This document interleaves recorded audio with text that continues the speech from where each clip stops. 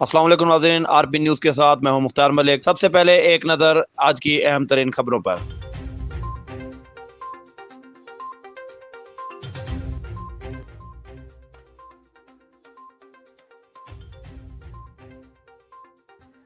दारुल हुकूमत इस्लामाबाद और इसके गर्दोनवा में बारिश से गर्मी का जोर टूट गया। रावलपिंडी में भी तेज बारिश से मौसम खुशगवार।